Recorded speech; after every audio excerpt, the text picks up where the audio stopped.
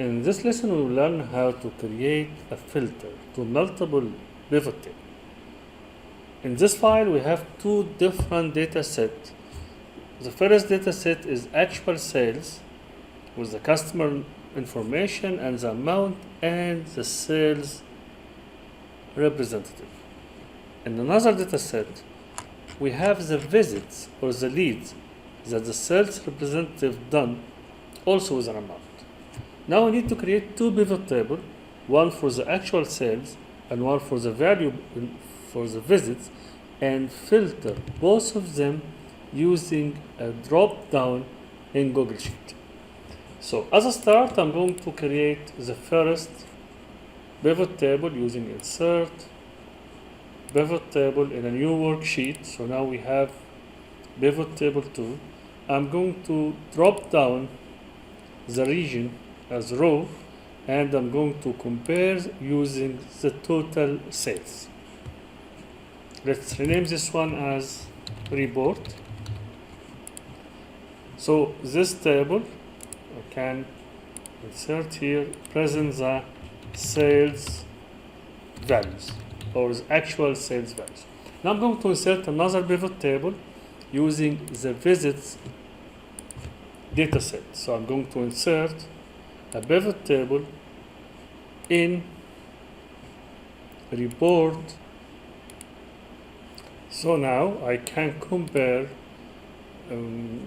let's say, date and sum the amount. I'm going to group the date by months. Of course, you can use any different comparison. You can make both of them based on the region. You can make both of them based on the date. So you wanted to compare the actual sales against the leads or the visits. Now I'm going to create a drop-down list here to select sales rep. But before to do so, I need to create a list with the unique sales name.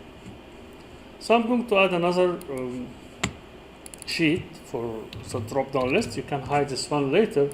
This one will, so to create the drop-down list, I'm going to use unique. If the source to create the drop-down list, I'm going to use unique. If the source of the drop-down list is only one list, let's say the actual salesperson, I can directly select them. But what if one of the sales representative is only in the visits? He do many visits, but he doesn't finish any deal. So in this case, I need to include two columns here. This is why I'm going to open a curly brackets, select the first one. So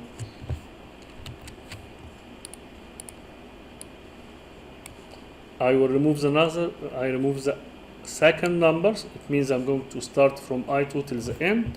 Now semicolon, go to the visit, select the first salesperson. Again, I remove the second number. Now I need to close the curly brackets, close the normal brackets. Now I have list. We have only 4 salesperson. I will add another option, all. So if you select all, it means you need the whole data to be displayed. Now in my report, I'm going to create a drop-down menu list here using data, validation, allow list, and my list is in the drop-down. Again, if you need to refer to the whole column, you can just remove the second number. Right now, this drop-down menu do nothing, but I can go to the first report, add a filter based on the sales rep. This filter is filter by condition. My condition is a custom formula. So my formula, I have to type name of my column. My column name is sales rep, and because we have space, I have to add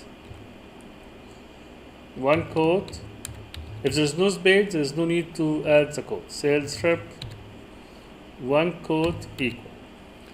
The funny part, I cannot select the cell here. So, but I know it is, I believe I2. Let's confirm. Yes, it's I2. So now if I select mark, the value is updated to only display mark. I can do the same here. So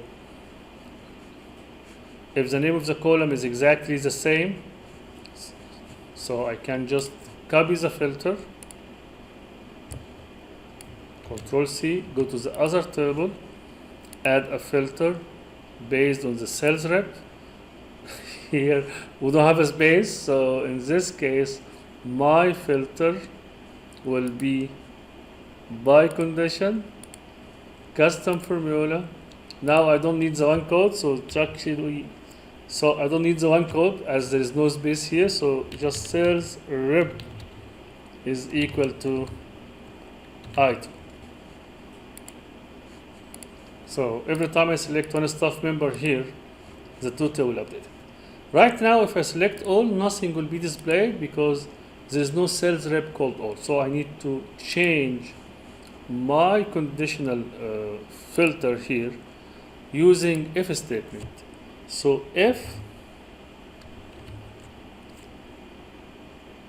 I2, which is my drop-down list, is equal to all, I need to display everything. So I'm going to set it to true. Otherwise, I need to display only the sales rep. Again, I have to do the same here. So my formula will be if my drop-down list, which is an I2, is equal to all, it means true to display all the result. Otherwise, I'm going to select the selected sales rep. So now I can drop down. We create our drop-down list using an array. So if one of the sales rep, let's say we have a sales rep called Ahmed. Ahmed do many visits, but he sell nothing. So I can find in my report, I can still find Ahmed here. He do many visits, but he sell nothing.